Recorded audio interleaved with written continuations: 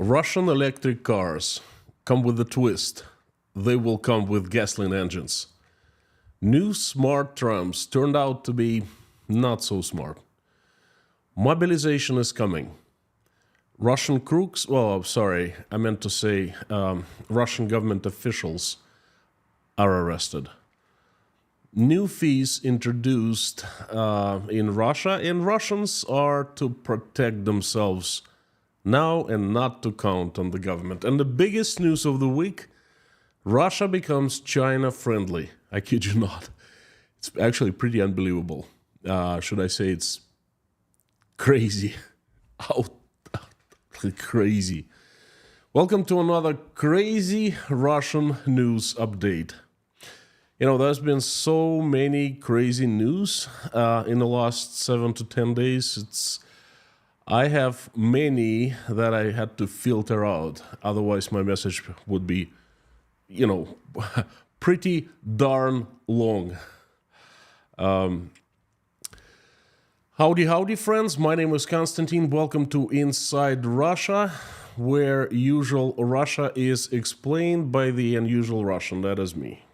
Konstantin, welcome to let me start by saying that this is another time for crazy news update. Crazy news straight out of the mad circus that Russia has become. But first things first, remember, there's no such absurdity that could not be realized in Russia these days. Before I start with the news, there's a little joke for you.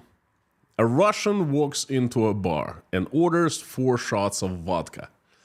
The bartender serves him his shots, and the Russian drinks, pays, and leaves. 1 month later, the Russian is back.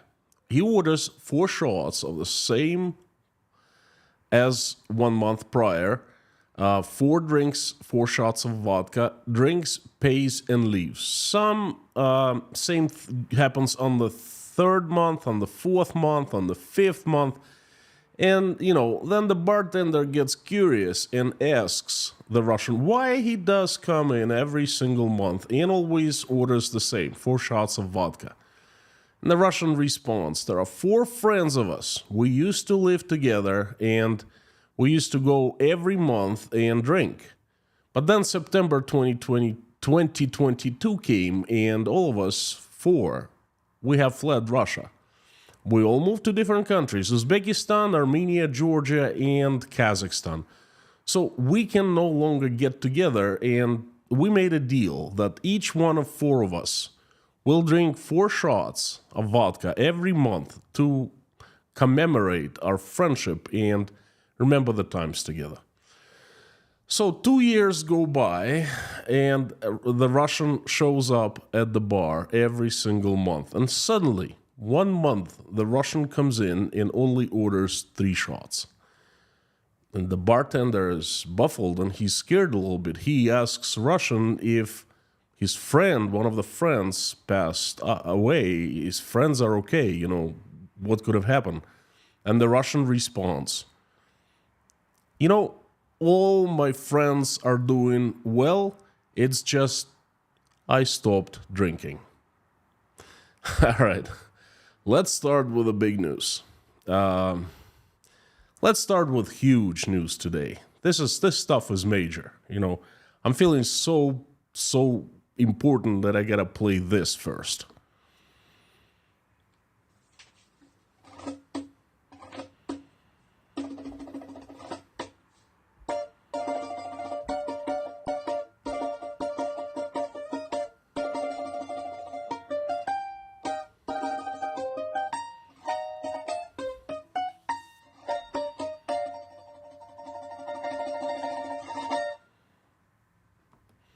Now, the first news is, this is major. It's about scientific and engineering breakthrough. I've been telling you that Russians don't manufacture anything high-tech. Not much low-tech either, but definitely nothing of high-tech. They're just aren't capable. Boy, was I wrong or what. Russia is back to the high-tech world with a bang. And Atom is the name of that bang. Atom is the same to Russia's electric car market as the famous Moscow Mule. I'll refresh your memory right here, this wonderful engineering marvel called Moscow Mule. So Atom is the same to electric car market as the Moscow Mule to the internal combustion engine car market of Russia. Atom is the brand. It's a company. It's launched a new series of cars, and its first car is called, Atom. It's a brand new electric car being researched and designed. Perhaps Russia's first new car ever designed and made, as other cars, so-called Russian cars, were originally either from the USA or Germany or Italy, or it was a mix of Japanese and French, it's today's Lada, or, which is even worse, the Chinese. Anyway, I like the name Atom, but hey, don't look at me when it comes to new car names. I like Moscow Mule as well, cute. I find it pleasing I'm easily pleased in that department. But what is Atom? What is this? Well, it's Russia's first electric car and Russia's first self-driving car. The manufacturer claims that Atom is a unique car. What its uniqueness, I didn't understand. They don't explain it on their website. They just say, hey, Atom is unique, and that's all you gotta know. Okay, so the website claims that 2023 is the design stage, and 2023, last year, the design stage was supposed to be finished. And in 2024, Atom is supposed to start manufacturing. The website hasn't been updated since mid last year, but I'm sure everything is all right there. They're just busy with getting ready for the production stages. Of course, website, it's not a big deal. So they're busy with spending 10 billion rubles, that around $110 million that they received as financing, the rumors have it. But you know what? Atom itself isn't really big news. I mentioned, after all, Russian... What's the big deal, right? To design an electric car is nothing, right? Anyone can do that. And the Russians certainly can do that. So again, what is the big deal? But hey, the big deal is it is the cutting edge technology. Something no one in the world has ever done before. Now I understand where $110 million are being used for. Okay, this cutting edge stuff. It's almost like space tech. On March 27th, Marina Alexeyeva, the first deputy head of Ulyanovsk province government, made a speech to the member of the public chamber of Russian parliament. Well, that's a big deal when a provincial politician, bureaucrat, goes and reports in Moscow in front of the parliament. So she was reporting on how well the province had developed economically. Among other things, she mentioned that DAS LLC, some kind of a local auto company from her province, started a major retooling for the upcoming production of carburetors for Atom. Now, Atom is an electric car, or supposedly self-driving electric car. Carburetor is a device used by a gasoline internal combustion engine, regular engine, to control and mix air and fuel entering the engine. It's an old technology. Carburetors were a thing of 60s and 70s, and they were replaced by the injectors. Atom, being electric car, should not have an internal combustion engine, let alone carburetor. You know, I would think it was a joke. Perhaps the good bureaucrat, she didn't really know what she was talking about. Hey, you know what? You just don't joke when you're summoned to the capital of your country and making a speech in the parliament on how well your province performed. Televised, plenty of reporters recording your speech to later write about it, replicate it. You don't joke like that when you're in national limelight. So, I'm waiting two things now. To see when they will spend 10 billion rubles, which is 110 million US dollars, hinting very soon. And when they will start production of Atom with carburetors, hinting never. And I really, really want to see the carburetor inside. The next news is also about Russian smart moving vehicles, but it's not so humorous. Last November, Leningrad province governor made a presentation of a launch of a new smart tram that was supposed to be riding on the streets of St. Petersburg. Well, that smart tram, was named Dovlatov, in the name of a famous writer from St. Petersburg. Dovlatov, smart tram equipped with the most modern systems with elements of artificial intelligence. Woohoo! Including an active safety complex, very sophisticated system, was launched with fanfare, much fanfare. The authorities noted that Dovlatov was based on Russian developments in cognitive pilot artificial intelligence technology. Woohoo! That system, cognitive pilot AI technology, included a driver's condition monitoring system. The tram had to stop if the driver would lose concentration, or there would be a person or object in front of a tram on the tracks. Well, the tram was manufactured at Ural Transmash plant of the Rostech State Corporation, owned 100% by the state and part of the military-industrial complex. Yesterday, April 12th, the tram, smart tram, equipped with Russian-made super-duper safety systems, the tram hit 3 pedestrians in St. Petersburg. The Ministry of Internal Affairs, or Federal Police, in other words, is reporting that the brakes on the tram failed.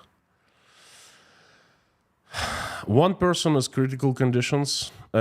critical condition in a hospital, and 2 more are not well. And that's Russian safety systems for you. Smart AI, but they forget to maintain the old tech brakes. Now, let's get serious. The next news comes from Russian parliament, from one of the powerhouse senators. Ни при каких условиях никакой мобилизации в мае не будет. Мобилизация – это пройденный этап. У нас сегодняшняя система комплектования вооруженных сил обеспечивает выполнение всех задач, которые стоят перед ними в рамках специальной военной операции. Начинать войну с НАТО мы не планируем, о чем мы много раз говорили. Это они там все рассказывают о том, что не дадут нам победить. Но это их проблема. Мы все сделаем в штатной численности вооруженных сил. Let me translate the words of the senator into plain English. No mobilization means firm yes, there will be mobilization. 300,000 people, not just men, as they started recruiting women that are serving time in prison, Shoigu requested army expansion by 300,000 people, and Putin recently approved. Then there are rumors that the Russian armed forces are planning an offensive onto Ukraine, onto the new territories in the spring and summer, very soon. So there will be mobilization. There must be, because, hey, where are they going to get those 300,000 people from? But where Kartapolov, this Russian senator, is right, there will be no mobilization publicly announced. They have all the laws in place that allow to mobilize Russians covertly, in a stealth mode. Can we trust Kartapolov, this guy who I just showed you? Remember 1 year ago, on the 31st of March of 2023, he publicly promised that there would be no electronic summons. And just 2 weeks later, they adopted the new law that legalized electronic summons. That's the good senator for you. So him saying there absolutely firmly there will be no mobilization, you know how to read his words. There will be mobilization. Would you like to hear something real crazy? Here's the next news for you. The KGB and the federal police has recently arrested a few people, and this time it seems like the arrests were justified. Well, they weren't protesting, they weren't against the war, nothing like that. Judge for yourself. A few employees of the Ministry of Economic Development decided to, how do I say that? Create a business or acquire a business. Well, when I say acquire, I mean Russian style. Quick, easy, and cheap. So a few men got together, the senior officials of the Russian government, and decided to acquire a very well-known, successful brand company of drinking mineral water called Novoterskaya. It's a large company, and the brand is madly popular with Russians. And I used to drink Novoterskaya myself. That's good, really good mineral water. So a few senior employees of the ministry got together and came up with this absolutely genius plan. They facilitated the early termination of the license for supposed illegal seizure of the production facilities for the extraction of mineral water at a deposit site in the Stavropol province, where this, bottling of mineral water is taking place. On top of that, they bought in a nearby village a piece of land near Novotersky bottling plant, and as new owner of that land, they appropriated a section of a road, public road, along which water was being extracted and bottled. Then they blocked the road by armed guards and roadblocks. They wanted to bankrupt the bottling company and buy it out cheap. And that's how the government works. The crooked government officials, they use the government and the state as shield, and they do their dirty, dark deeds behind. Well, the plan didn't work this time. It turned out that Novoterskaya has a few protectors in very high places. And the government people didn't know that. The result? Quite a few senior government officials. Among them are Igor Krasnovsky, director of the Department of the Ministry of Economic Development of Russian Federation, the director of one of the departments of the federal ministry, and Vladimir Kayshev, former senator of Stavropol province parliament, were arrested. Again, this is how Russian government works. Plain and simple. Openly and effectively, but not this time. By the way, when I was making today's crazy Russian news update, I had to select a few of 50 or so other news. And if you want to get more news like this, like you're getting right now, if you want to get 9 news every day with my comments and analysis, you can become Inside Russia's Patreon at patreon.com. You'll get access to the news and be informed of what's currently happening in Russia. The links are down below in the description. Thank you. And the next news comes from St. Petersburg again. Starting April 1st, 2024, just a few days ago, the resort fee is introduced in the city of St. Petersburg. The resort fee. Well, 100 rubles, nothing major, $1.10 per day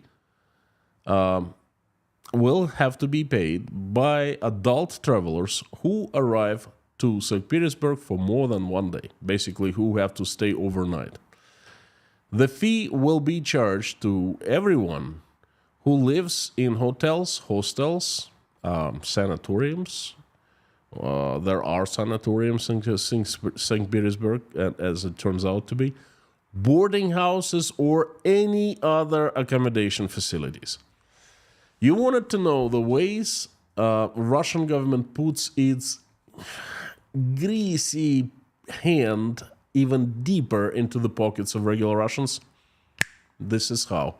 And guess where those dollars will go to. Do you think they're gonna go to St. Petersburg to somehow make the city more comfortable and nicer for tourists? No. Those dollars will go to finance the war with Ukraine, killing of the Ukrainians. And the next news comes from Russian Orthodox Church. Recently, a letter from the superintendents of the Moscow Patriarchate was sent to all the priests of Russian Orthodox Church with instructions to read a prayer every single day where God is asked for the victory of Russian weapons.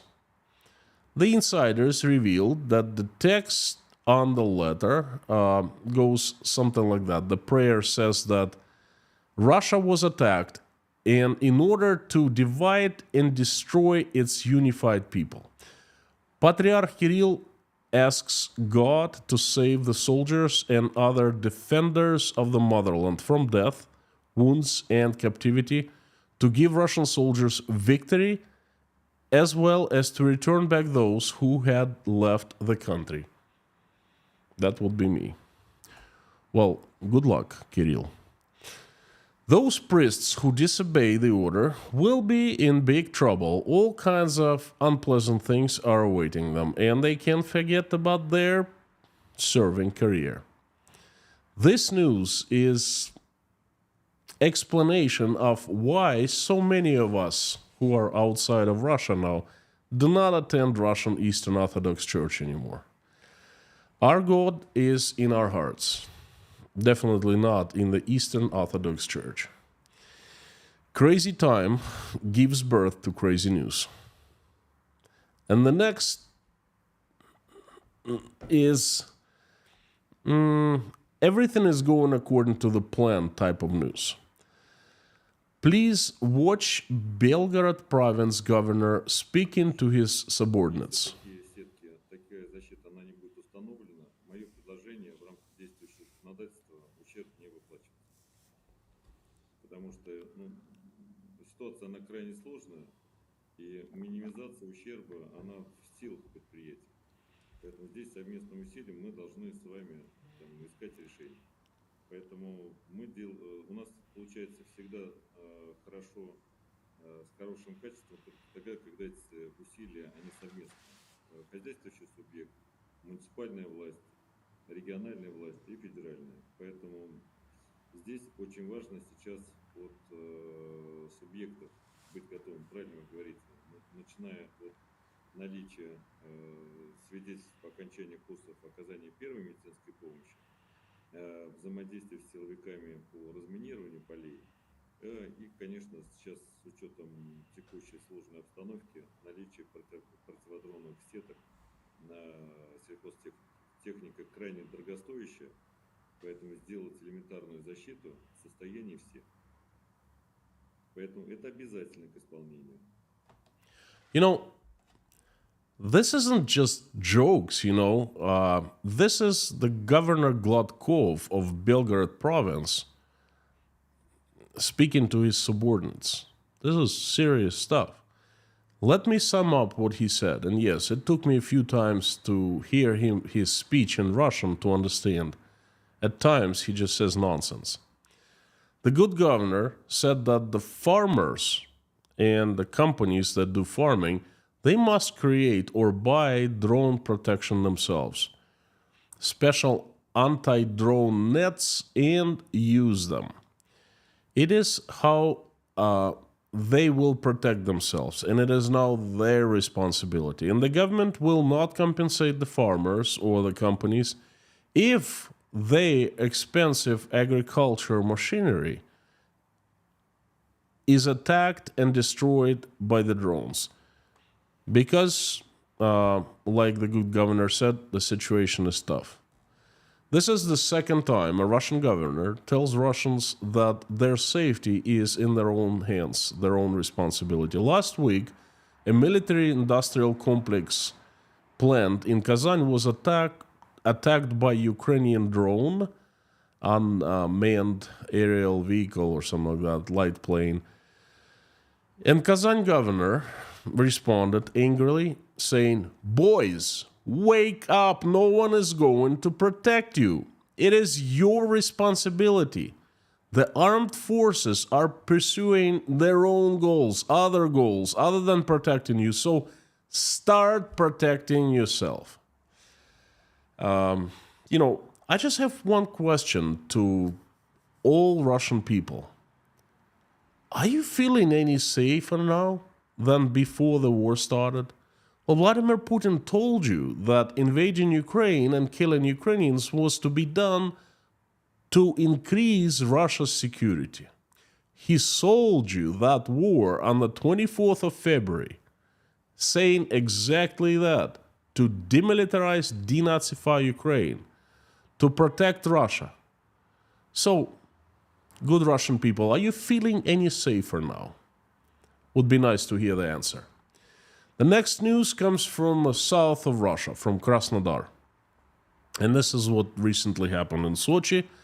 At Sochi airport, I remind you, Sochi is the south of Russia, seaside resort city where Sochi Olympics took place in 2014. And this is what happened at Sochi's airport.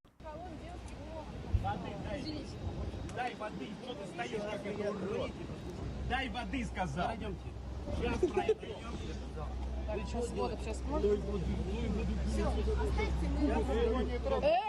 Не трогайте человека, вы вообще офигели? Мужчина, вы что делаете? Ты идиот!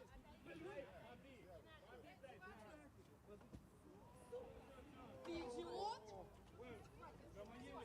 Снимайте. Снимайте, как он на меня нападает. Они нахуй закроют! Нахер вы это сделали, умники? Ты виноват. Ты на меня напал. Ты виноват. Ты взял на старика налетел, дебил. Дебил, ты на старика налетел.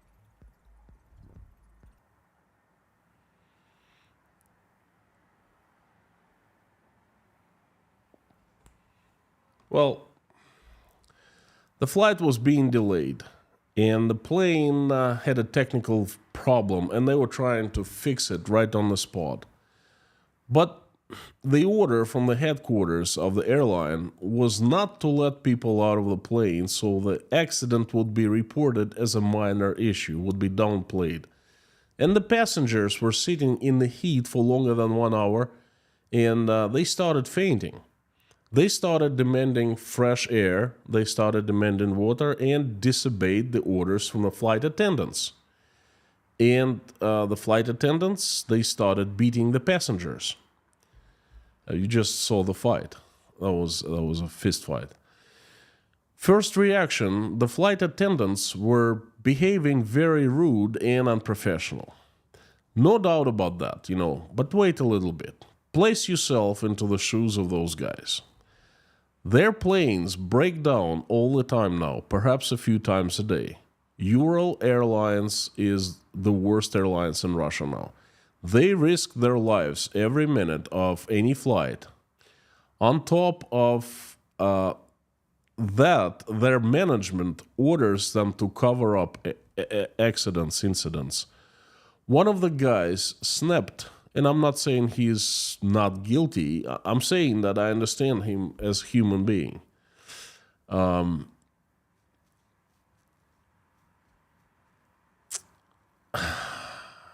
Russian Airlines planes start crashing is just a matter of time. Things are not going well in Russian aviation. Planes break, and it's absolutely natural because you must maintain planes. From engines to chassis to, to all the systems. If you don't maintain, they start breaking down, failing. People are extremely stressed. People start snapping. Now it's flight attendants. What if airline pilots would snap? And I think that Russian planes crashing is just a matter of time.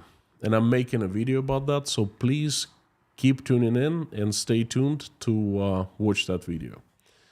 I'm taking a deep look into Russian aviation, what's happening now. All right, before we move on to the last news, I'd like to ask you a favor.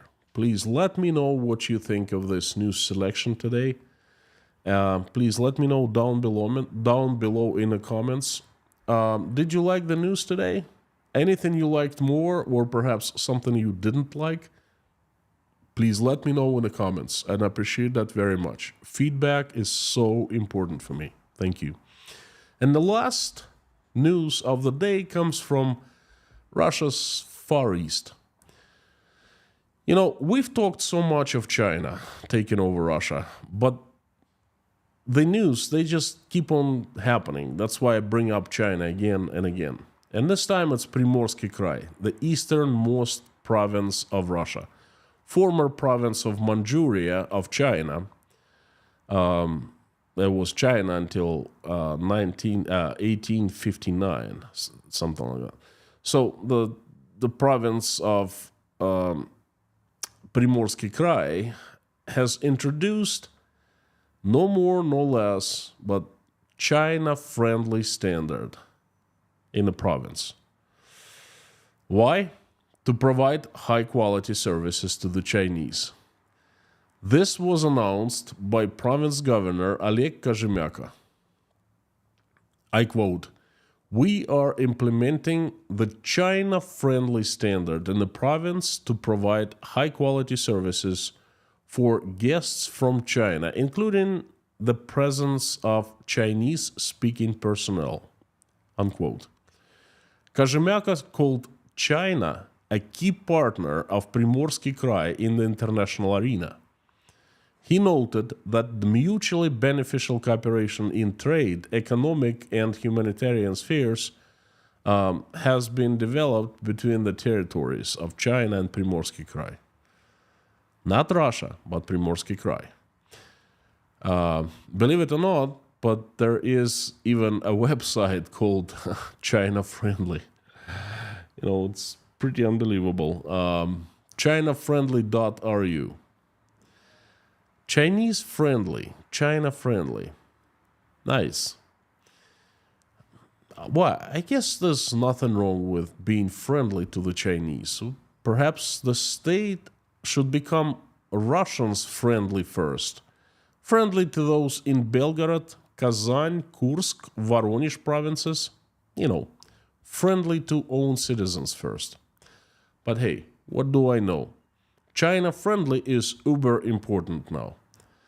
The Chinese, please come and feel yourself at home.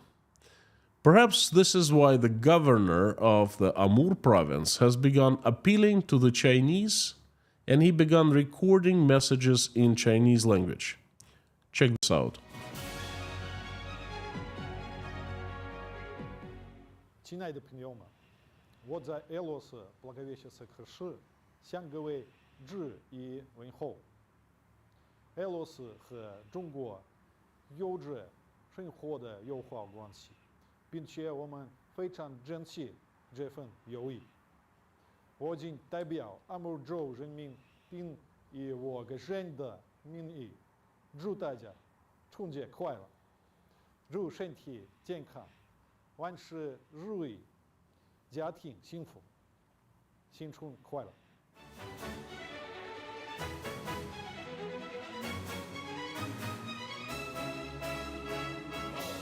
祝大家身体健康。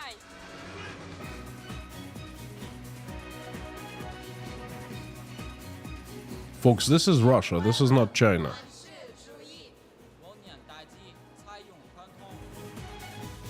City called Благовещенск.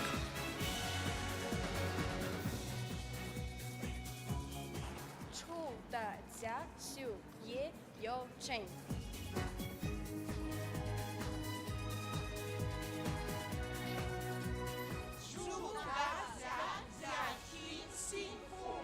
These are Russian folks, not the Chinese. Again, this is all Russia. 祝大家只有多多。 What, Russian soldiers?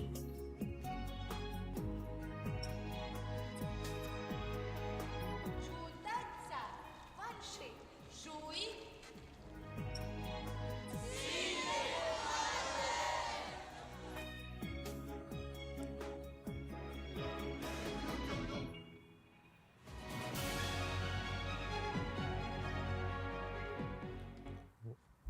Folks, you know, I wish that this would be shown to all Russian citizens. I wish it would be shown in a Russian TV. I wish that the major TV channels would make it available to all the Russians. I had to really dig deep to find that video, and I study Russia. Okay, I'm a researcher now. I asked, just for the heck of it, if anyone heard anything like this in Russia, and of course it's impossible. Why would they do something like that? Well, this is it. This is possible. This is not only it's possible, it's happened. The good governor of a Russian province addresses the people of neighboring China in Chinese. Good Russian citizens, when I was watching that video again, check this out again. 事业有成。 You know, this feels like China. It does not feel like Russia. Signs in Chinese, folks saying Chinese, mascots Chinese. I mean, check this out. Some kind of military men, young men are in Chinese. What is this? Well, that is also very China-friendly, I take it. You know, the governor told the Chinese about the strengthening of cooperation between Russia and China, and also noted the close proximity of Благовещенск and Heihe, which are located on the opposite banks of Amur River. We're so close that when music is turned on a Chinese Heihe embankment, it can be heard in the capital of our region, Orlov said. And the governor also noted that the cities in the Amur province have all signs printed in two languages, in Russian and duplicated in Chinese. And Chinese language is studied at schools and kindergartens of the province. I wish that all Russians would know that. Somehow it is not well advertised. The good governor is also very China-friendly, perhaps a little too much. Again, as a Russian citizen, I look at that video and I go, wow, what the fudge? That is an official video from the governor of one of large Russian provinces. Folks, this is not a secret. This is not a secret. Again, it's really hard to find, but this is not a secret. The governor, quite a few governors, Russia's top officials, are doing it in public, openly. China is very well known for its soft power, and this is it. You just saw the soft power happening in front of our eyes. But that's not that China is extending its power into Russia. Russia has already submitted, and they're giving back to China. Holy moly. Before, I would say, Russians, get ready. Now, I say, hey, we are past that point, way past. The Chinese is studied at our kindergartens and schools in Russia, and Russia's Far East has already become China friendly. Take your popcorn, lay back, and enjoy the show. It's happening right in front of your eyes. And that's it for the news update today. Again, please let me know what you liked and disliked. Let me know in the comments down below. And I suggest now you check out another video I made documenting how we Russians live after leaving Russia for good. The link is right here.